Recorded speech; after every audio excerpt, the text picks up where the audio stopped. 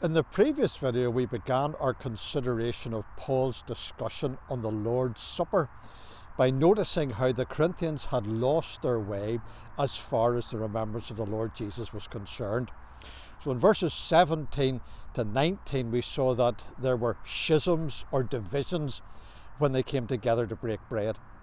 Then in verses 20 to 22, we saw that there was selfishness at the supper.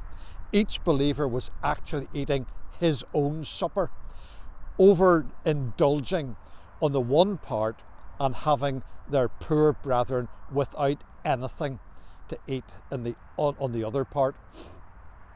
So today we come to the symbolism in the Lord's Supper, which we're going to read about in 1 Corinthians chapter 11, verses 23 to 26.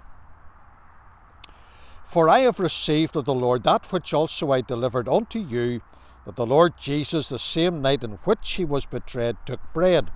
And when he had given thanks, he broke it and said, Take, eat, this is my body, which is broken for you. This do in remembrance of me.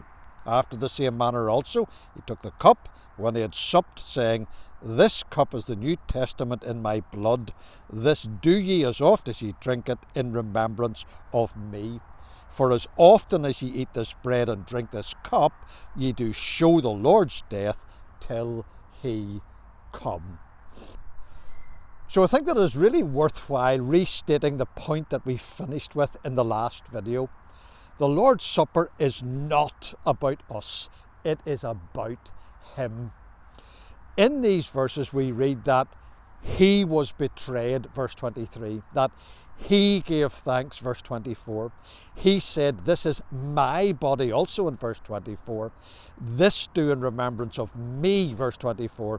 He spoke of my blood in verse 25. And Paul comments that ye do show the Lord's death, and it is till he come in verse 26. He is and should be the only focus. So Paul sets out in these verses what the Lord Jesus instituted, not on the basis of what he had been told by those who had been present in the upper room, but on the basis of what he had received himself from the Lord Jesus. I have received of the Lord, he writes in verse 23. At the point when this passage was penned, it is unlikely that the gospel records had actually been written. So Paul is not simply sharing a tradition that he had been told about, but something that was personally very precious to him. He had got it from the Lord. Now, Paul highlights that the Lord's Supper was given in the same night in which he was betrayed in verse 23. And I think that reminds us that the Corinthians, in their behaviour and self-centeredness, had been betraying the remembrance of the Lord Jesus too, as he had been betrayed. Paul records what the Lord Jesus said, my body, which is broken for you, verse 24. A reminder of the sacrifice that he had made for others and a rebuke to their selfish attitude and behaviour. At the centre of our thanksgiving should be all that he endured for us, and that grateful spirit should be spontaneous. I think that the phrase, this do in remembrance of me in verse 24, is not really a command, but a request. In his commentary, Harry Ironside puts it this way, I would like to have you do this, and we should respond out of love. Now back in chapter 10, Paul underlined that it was one bread, chapter 10 verse 17. And I believe that it is significant that in this chapter Paul underlined that after the same manner also he took the cup, verse 25.